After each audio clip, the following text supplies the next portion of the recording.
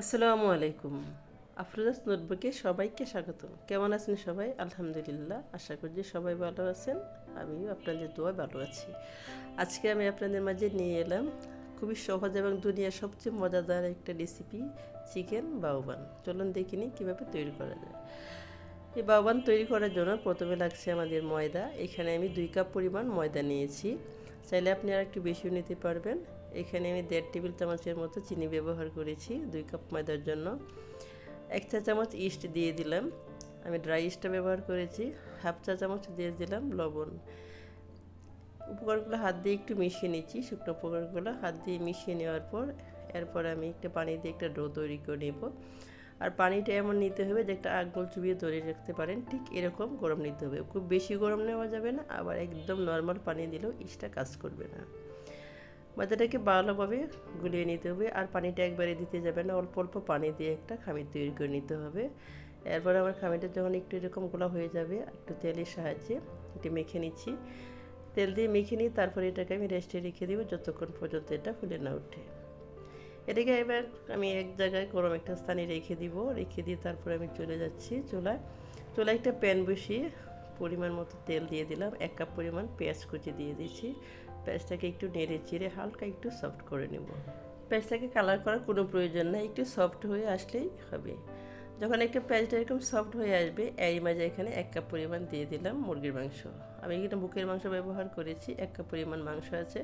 একটু নেড়ে চেড়ে ভালোভাবে একটু মিশিয়ে নিচ্ছি, আর চুলার তাপটা আমার মিডিয়ামে আছে। এরপরে এখানে দিয়ে দিলাম হাফ চা চামচ পরিমাণ রসুন বাটা, হাফ চা চামচ পরিমাণ আদা বাটা, 1 চা চামচ শুকনো মরিচের গুঁড়া, 1 চা চামচ দিয়ে দিলাম জিরার গুঁড়া, স্বাদ মতো দিয়ে দিচ্ছি লবণ। একটু নেড়ে চেড়ে ভালোভাবে মিশিয়ে নিচ্ছি যতক্ষণ পর্যন্ত না কাঁচা স্মেলটা চলে যায় মশলার। একটু নেড়ে চেড়ে মিশিয়ে নিয়ে তারপরে এটা দেখবেন পানি ছাড়তে শুরু করেছে, তবে চুলার তাপটাকে একদম কমানো যাবে না, তাহলে বেশি পানি ছেড়ে দিবে। এরপর এখানে 1 চা চামচ লাইট সয়া সস দিলাম, 1 চা চামচ টমেটো সস দিয়ে দিচ্ছি, একটু মিশিয়ে নিচ্ছি ভালোভাবে। মিশিয়ে এখানে আমি 1 চা চামচ পরিমাণ গরম মশলার গুঁড়াটা স্কিপ হয়ে গিয়েছে, দিতে পারেন। এরপর এখানে আমি হাফ চা চামচ পরিমাণ চিলি ফ্লেক্স দিয়ে দিচ্ছি। একটু নেড়ে চেড়ে ভালোভাবে একটু মিশিয়ে নিচ্ছি। দেখতেই পাচ্ছেন অনেকটা কিন্তু পানিটা শুকিয়ে আসছে এবং মাংসটা সিদ্ধ হয়ে গিয়েছে। এরপর এখানে আমি 1 চা চামচ পরিমাণ কাঁচা মরিচ কুচি দিয়ে দিচ্ছি, তবে জালটা যে যেমন পছন্দ করেন টেস্ট অনুযায়ী দিতে পারেন। নেড়ে চেড়ে মিশিয়ে নিই, তারপরে আমি এটাকে একপাশে রেখে দিব ঠান্ডা হওয়ার জন্য। চলে যাচ্ছি যে আমরা ডোটা তৈরি করেছিলাম, দেখতে পাচ্ছেন এটা ফুলে ডাবল হয়ে গিয়েছে।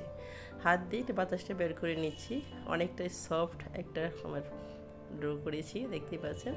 এটা হাত দিয়ে নেড়ে চেড়ে এখান থেকে সরিয়ে নিয়ে তারপরে কিছুটা ময়দা দিয়ে আবারও কিছুক্ষণ এটাকে একটু মধ্যে নিচ্ছি। এটা মধ্যে নিয়ে নেওয়ার পর তারপরে একটা ছুরির সাহায্যে থেকে কেটে নেবে, যে কতটা আমি বানাবো সেই হিসেবে আমি এটি কেটে নিয়েছি। চাইলে আপনারা একটু ছোটো করে কেটে নিতে পারবেন, আমি একটু বড় করে বানিয়ে নিচ্ছি, দেখতে পাচ্ছেন।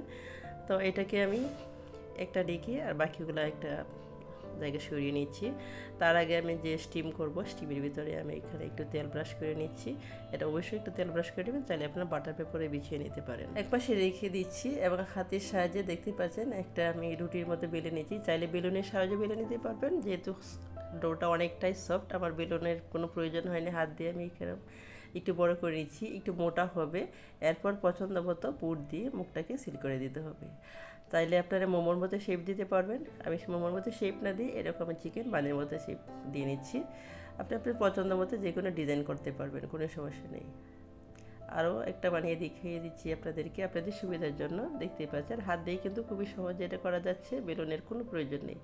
আবার পছন্দ মতো পুর দিয়ে মুখটাকে সিল করে দিচ্ছি। এভাবে আমি সবগুলা বাউবান বানিয়ে নেব। আবার এটা স্টিমের কুকারের বাটিতে রেখে দিলাম। এভাবে আমি সবগুলো বানিয়ে নেব।